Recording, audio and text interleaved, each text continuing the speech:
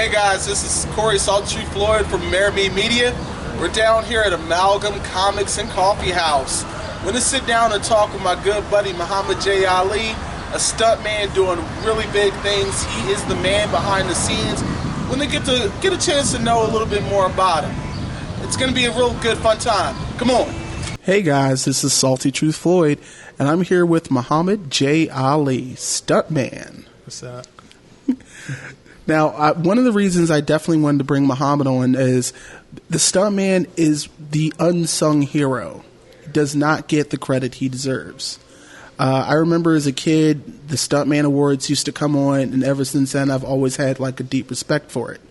And ironically, me and Mohammed have just a little bit of film history, so sure. I was really happy when he was able to find the time to stop by, because this guy is always working. Say hello to everyone. Hey, how you guys doing? Glad to be here. Thanks for having me here, man.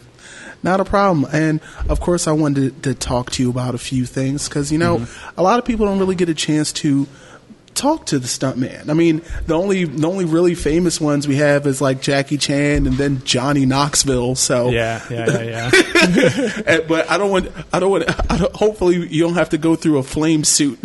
Oh yeah. Well, I mean, if it's required for the stunt, why not? It's what I do. So first off, what made you choose this career, or did the career choose you? Well, actually, when I was younger, I used to look at a lot of like kung fu movies and such.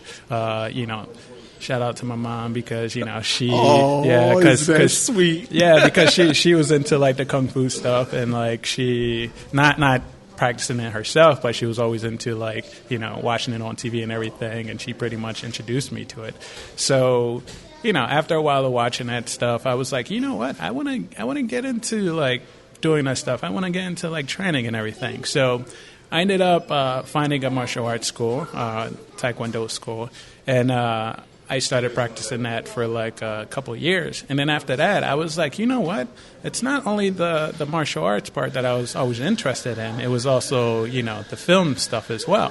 So the same way I looked up martial arts, I looked into like doing the film stuff, and I ended up finding a group of people who were into like film and everything. So I ended up enrolling into that, and then the rest is history pretty much.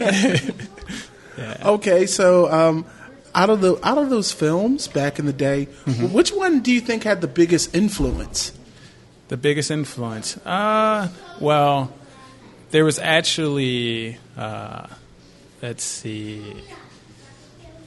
I actually got to work on this one movie. It was like a Bollywood movie. Okay. And me and a couple of people were on that, and they had like a bunch of like SWAT stuff going on. And so the guy, he was like running a little short on guys or whatever. And so I went, me and my friend, we went up to him, and we were just like, hey, would you like, like a hand, like an extra guy? And he was just like, oh yeah, do you guys have any training in it? And we were just like, well, I mean, we adapt very well to certain stuff, so like, why not? Let us, give it a shot or whatever. And so give it the old college try. Yeah, exactly. and so he trained us into like some SWAT stuff and everything, and we were just like, oh, we kind of like this stuff. I think we can like adapt to this very well. Cool. So yeah, so we ended up pushing for that even more. All right. Yeah. Now, you've done some pretty wild stunts, especially one. You were a stuntman on Luke Cage, Marvel Netflix series, correct? Yes, correct. And from what I understand, you took a 12-foot dive onto a car?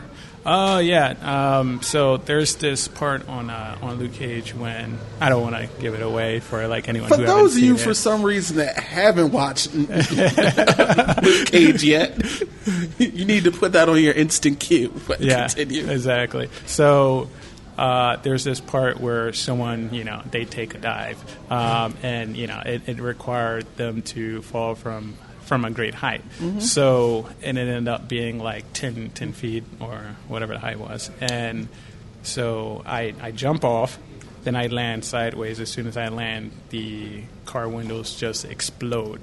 Whew. And yeah, it was extremely, it was big. Like, yeah, everyone on set loved it. It was really exciting. Have you a job like this definitely takes a physical toll. Mm-hmm. Have you endured any injuries? Ironically and thankfully, I have not endured anything too serious. I mean, the extent to my injury is probably like a pinched nerve or something. And, okay. Yeah, and you're absolutely right. It does take a toll on you.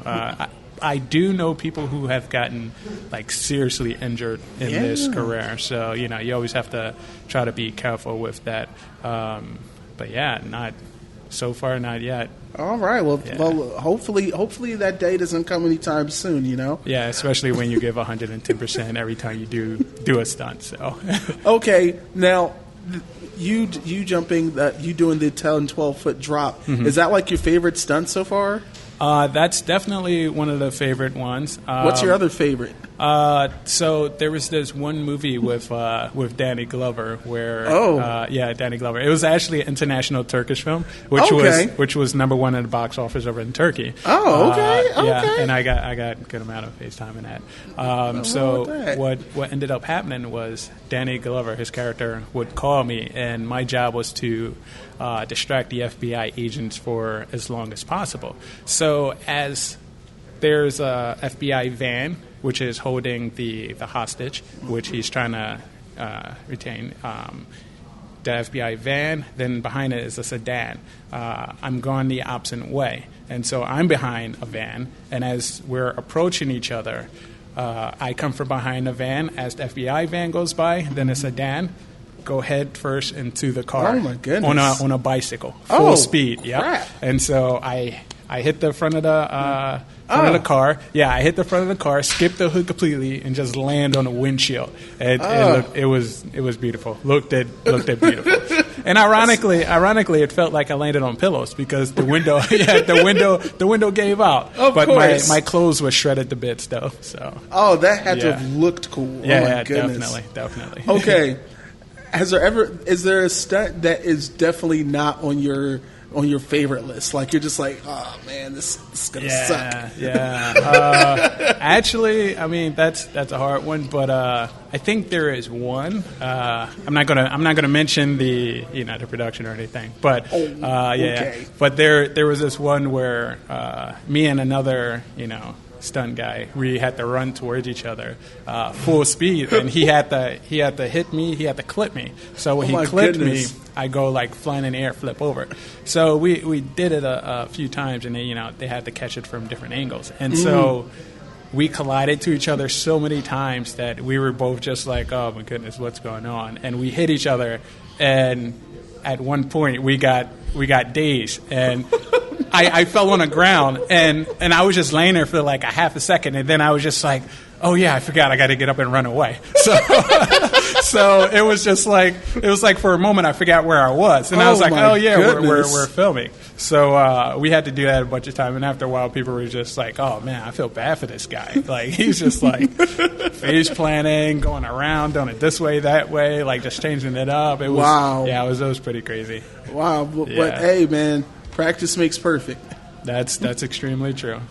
Well, you know what? While we're here at Amalgam Comics, I feel like I've got to ask you, what are some of your favorite comic book characters? Favorite comic book characters? Let's see. I'm trying not to be too generic with them. But, I'm going to be a little bit. That's okay. Superman. I like Superman. Spider-Man. Let's see, Nightcrawler. I like Nightcrawler. Hey, I'm actually a huge fan of Kurt Wagner. So, very nice. It's nothing but love. It's nothing but love. Yes, pound to that. Yes. Yeah. Let's see. Let's see. Anyone else? Yeah, I mean that seems like the goodest thing to it. Wolverine. Wolverine. That's a good one. After Logan, I feel like I think everyone has a new spot in their heart for Wolverine. Yeah, because that movie like went for you. It went for your feelings. And it went hard. So that's definitely. That's definitely that. Oh, and Deadpool. That's definitely that's one of my favorite. Actually, with him in '97, I had a comic book from Wizard World, I think, where it was like comic book issue 0. What? And it was pretty crazy. Yeah, and this guy. So this after guy over here, after I read that comic, I was just like, "Whoa, what's going on?" Like they had like Aunt May like as clones, and I'm just like, "This is nuts!" Like, and after that, I was just like, "I gotta stick with this guy. He is hilarious." And he was talking to me in a comic too. I was like, "Yeah, fourth wall break." Yeah, exactly. That is what will get you. Exactly. Now, of course, you're pretty busy guy, and we just talked about comic books. Yeah. So, any comic book related projects coming up in the future?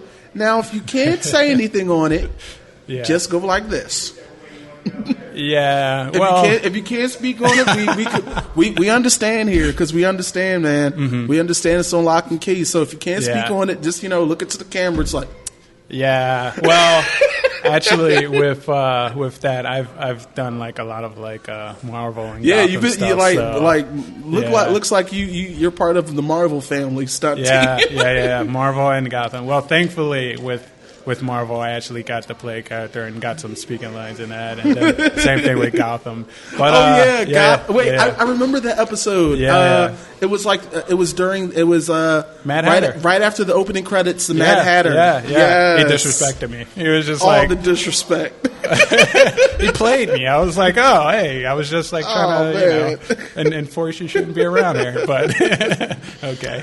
Oh, you know what? Now, Speaking of the Marvel Netflix series, now on our podcast page, I've been very verbal about the serious lack of fight choreography in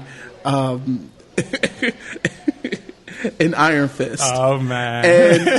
And as a stuntman who's definitely experienced in fight choreography and martial arts, what's your 2 cents? Because the fan base alone for the Netflix series, so I know it's not just me. Yeah. Now I understand this is your family, so you don't want to speak ill of them. Yeah. But you have to admit that there was an obvious issue.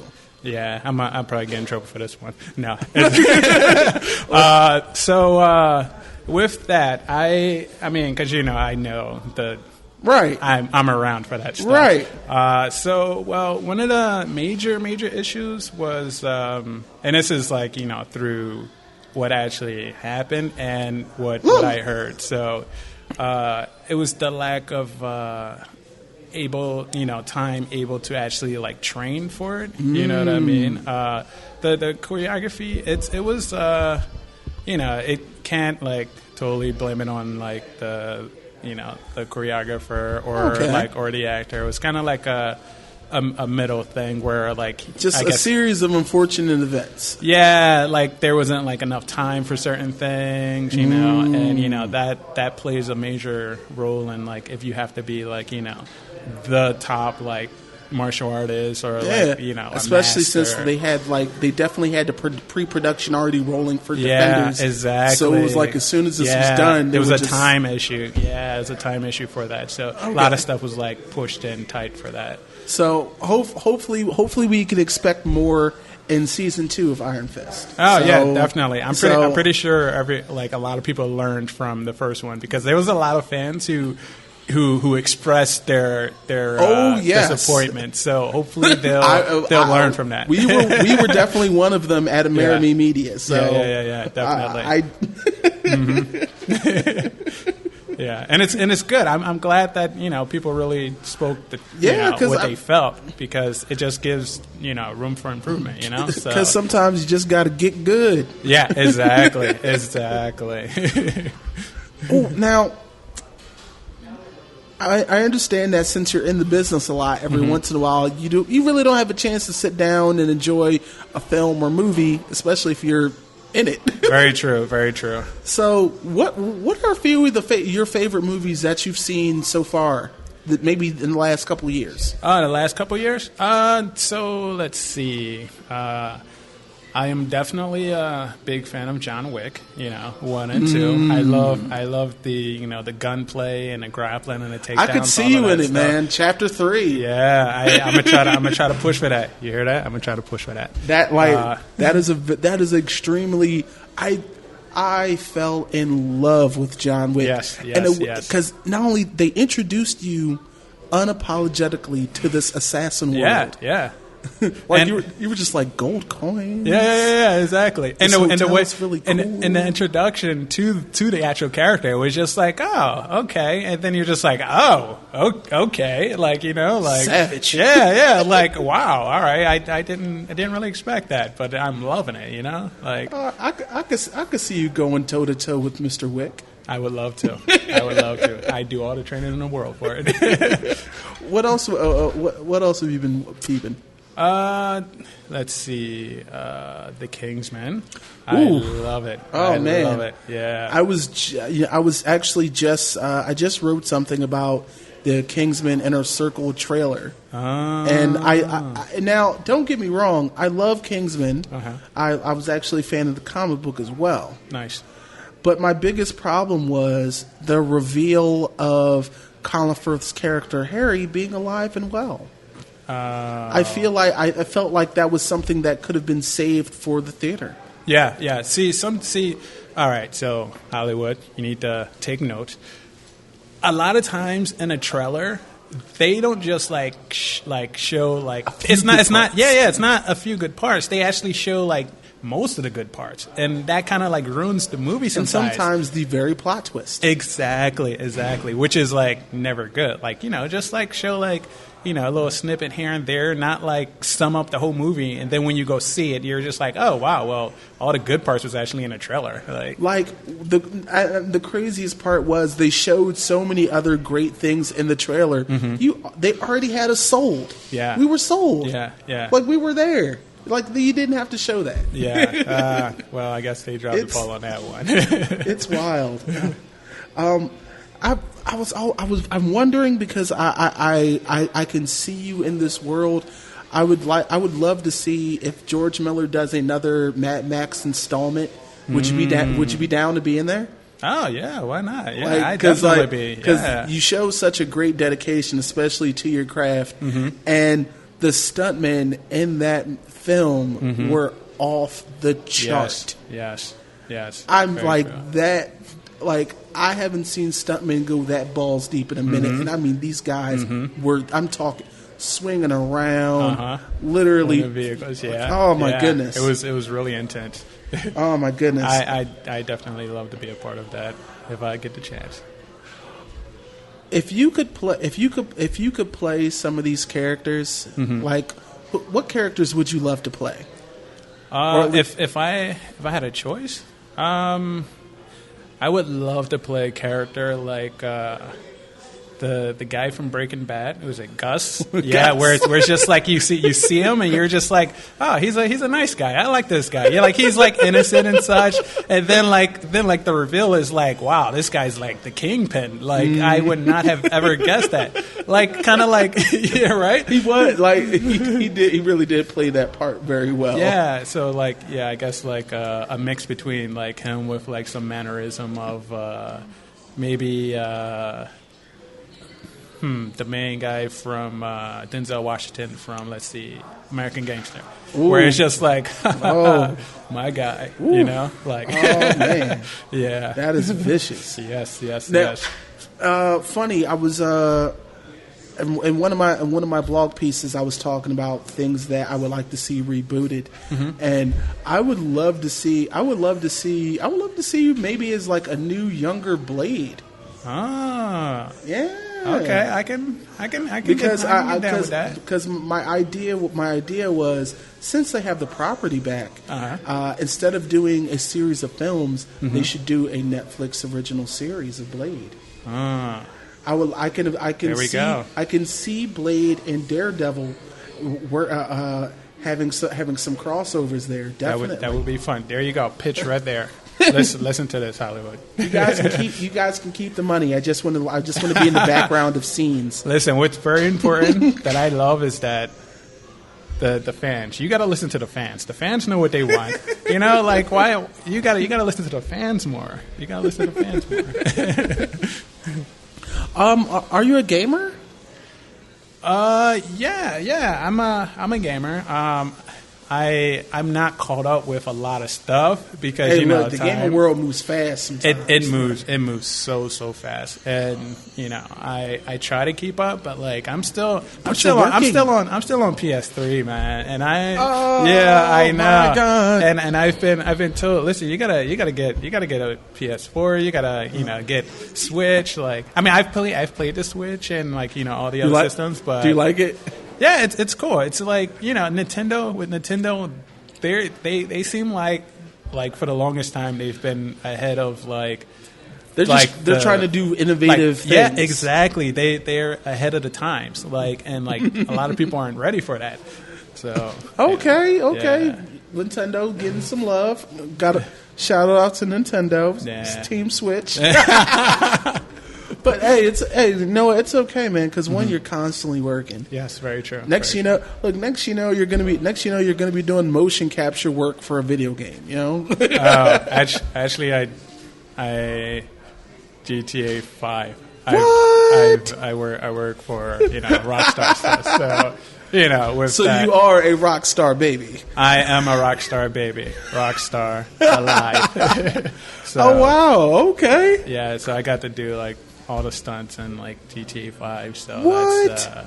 Did they please tell me they set you up like a free copy afterwards? Well, it's okay. Yeah, it's fine. They give me a nice love. They give me a nice love. Yeah. In other words, there was a very nice check afterwards. Without a doubt. But hey, you know what though? So much money went into that game. I'm not that is true. So it's all good. Yeah. But I didn't even I honestly didn't know that. Yeah. So the fact that you said that. that was okay. I did not set that one up. Okay, now I have now. Yeah, yes, folks. Now I do have my questions written down, so I kind of do set a few things up. But that was not it. That was no setup. Nah. That was just an all natural alley oop. I like that though. I like that. But hey, man, next you know, you might be getting a call. Kojima's still working on Dead Stranding. So yeah. See, I end up staying in the East Coast area for a lot of stuff, East Coast, mid. But if you get that call, yeah, of course, of course. Listen, I'm down for the get down. Well, we know you're down for the get down. You were in the get down. That is true. See what we did there? He was Netflix original show, The Get Down, which talked about the show. The show was a big homage to hip hop and the early hip hop scene of New York, especially Brooklyn and Bronx and Harlem. Yes. And hey, this man was one of the many cool cats on set. Had the pleasure doing the big moves. Had the pleasure to be a part of that crew. It was great. Love the crew. All right. Hey, Star Wars. You see do you want to be part of the Star Wars world? I mean, a lot of people, believe it or not, a lot of big names in Hollywood have walked away from doing Star Wars. Yeah. But as a stuntman, come on. Well, first of all, I am a big fan of Star Wars. I am definitely a big fan. Can't wait for Last Jedi.